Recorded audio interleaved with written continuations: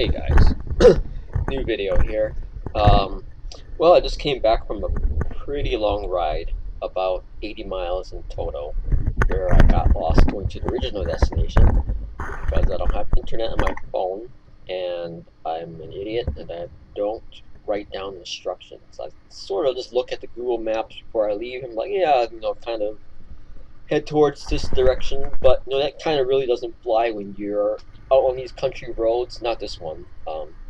This is pretty descript, but you're looking in just like random country roads, farmland, no signs, little, you know, in terms of infrastructure, you kind of get concerned a little bit.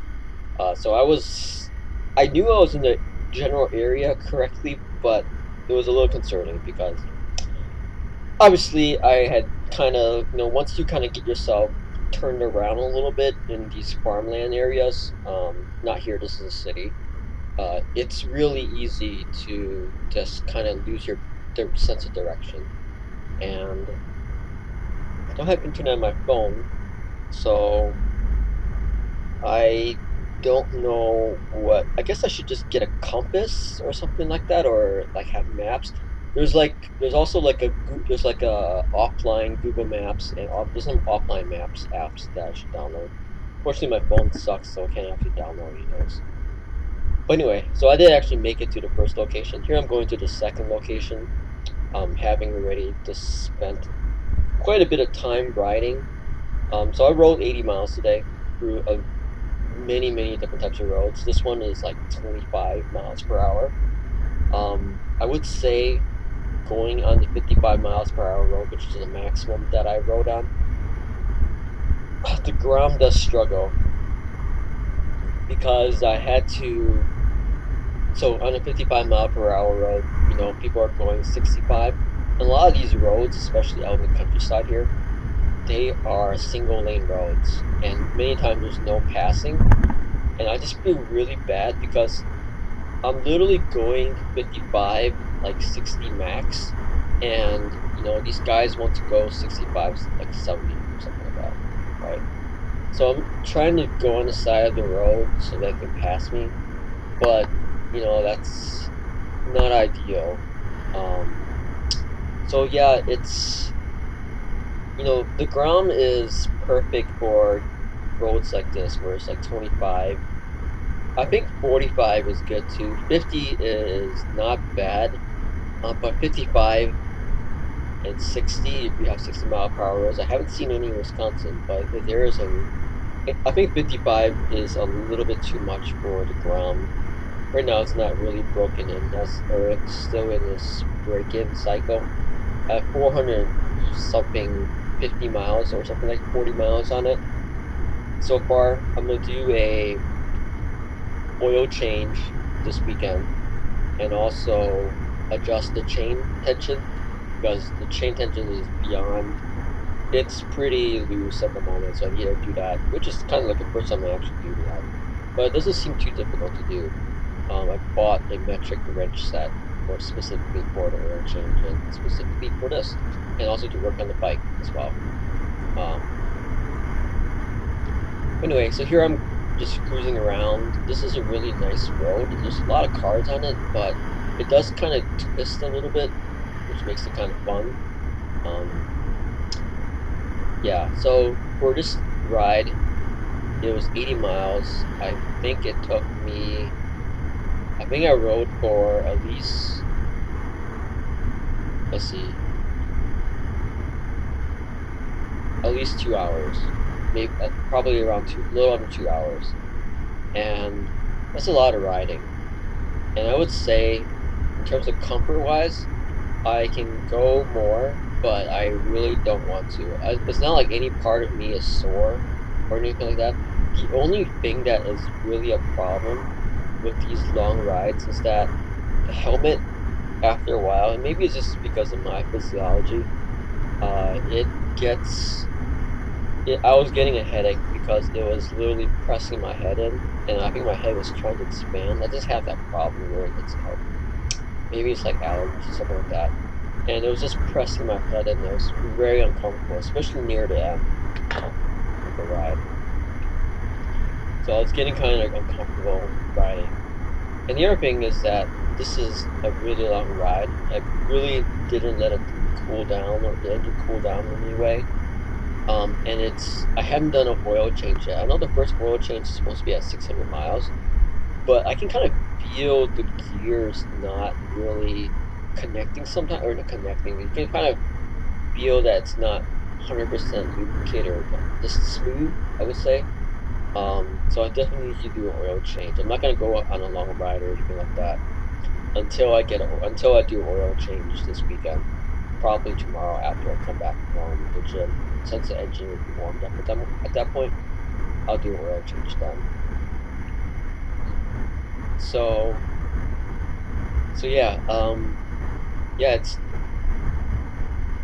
so 80 miles is pretty far. To Chicago, it's like probably 100 miles. So it's literally going all the way to Chicago that I did today on this bike. And obviously, it's still, I haven't still done the first oil change yet, and I haven't done any mods to it yet. Um, the really good thing is I did talk to a biker at my gym, and we were talking about it, and just talking about bikes and stuff like that. And here a couple times, bikers waved at me using the biker wave. Also, some Harley riders too. You just never know with the Harley riders because sometimes they don't really care if they don't care for sports bike riders. Oh yeah, the other thing about this is that I want to talk about a downside to the Grom high speeds, and this is true for all naked bikes, is that there's no wind barrier or windshield. So when you're going 55, 60, that wind really does hit you. Um, and see, that guy waved to me. You probably didn't see it. But that at those speeds, it is a little bit uncomfortable with the wind because there's absolutely no wind protection whatsoever. I know on some of these grounds you can buy, like especially on the previous grounds, you can buy like a windshield, which I might do for this one. But bear in mind that this is a naked bike style Grom versus the second generation's more sports bike looking. So I'm not sure how it would actually kind of look in the long run, in terms of looks. But like when I was doing the 55 miles per hour, I was actually kind of in a semi tuck, um, just to get some speed and also kind of avoid the wind. So yeah, so that's the other thing. I think I'll definitely, after I do the oil change, and the chain adjustment, I also need to get chain lube. Unfortunately, Walmart doesn't have chain lube, a good chain lube. I look at the chain, and it's a little bit dry, I would say, but definitely loose. Here's So this is a good thing about another good thing about the ground is that it's so maneuverable and small. I literally just cut in between this guy and the other guy because I needed to get into the right lane to make this turn, and there was absolutely no problem doing that. Like, you know, I drove I lived in Chicago for a while, and I drove in Chicago. I drive in Chicago periodically, and you have to be you have to be extremely aggressive in Chicago. So weaving in and out of traffic like this, not really signaling and giving people a wide berth is very common. It's very easy for me to do, and it's even easier to do with the Grom because it's it's the length of the Grom. I think is actually less than a bicycle length, an actual bicycle. So it's extremely maneuverable, and you're able to get in and out of these situations. Of course, here in Wisconsin, you cannot lane split. Um, though when it comes to it, okay, so here's a Tesla in New York. This is past me. Um, so I'm going 35. This is a 35 mile per hour zone. It's going like 55, like 55. Uh, but now it speeds up a little bit. I'm trying to catch up to this Tesla, and yeah, good luck with that, right? So here I'm really trying to just driving on the side of the road because I don't. you know, I'm so close to the oil change. I'm not sure what the condition of the oil is. I don't really want to like, you know, push the ground too much. Um, because I feel it's still kind of like in breaking in phase, so I don't want to, you know, keep not max revs, but high revs on it for a long period of time. So I'm just really kind of just riding on the side of the road and allowing any cars that want to pass me. But the problem here in this kind of area in Wisconsin is that everyone's so courteous that they're just gonna sit behind you and just be like miserable, and you're gonna feel like, oh shit, whoops, my bad, guys. Yeah, I'm on a slow ass bike and I'm holding up traffic, so I feel really bad doing that. Um, so this Grom definitely, I would still say in the headwind it's 60 max, and well, with a tailwind like 63, 65 max. But it definitely needs another 5 mile per hour on the top end.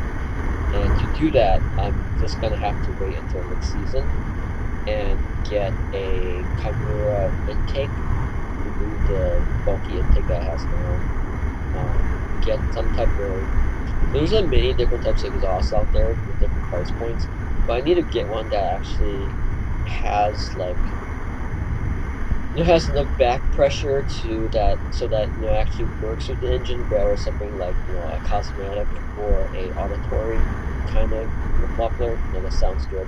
The other thing about the mufflers, I actually don't mind the silent muffler. When I ride like this, I really liked it because it you know you don't hear anything because the engine is so quiet and the muffler is so quiet. You don't hear anything. So I don't know if I want to have a really loud exhaust or I want especially in low revs, right, when you're taking off, I want it to sound nice. But here I'm caught up with a Tesla finally at the light. And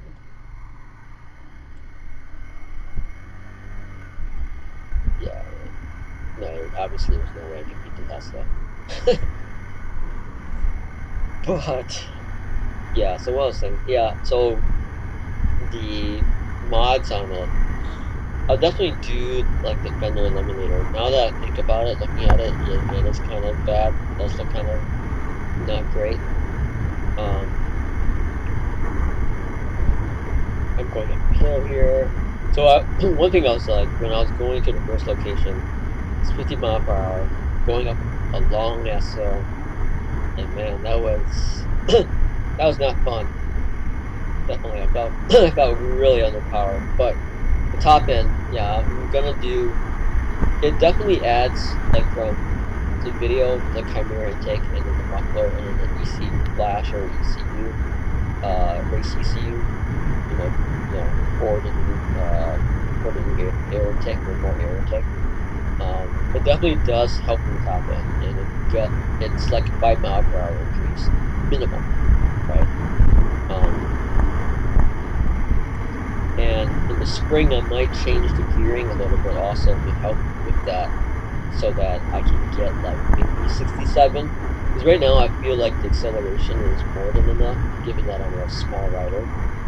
So I might just drop a tube or something like that in the front or the rear, and then uh, with the Chimera intake, you know, I should be able to hit maybe 67.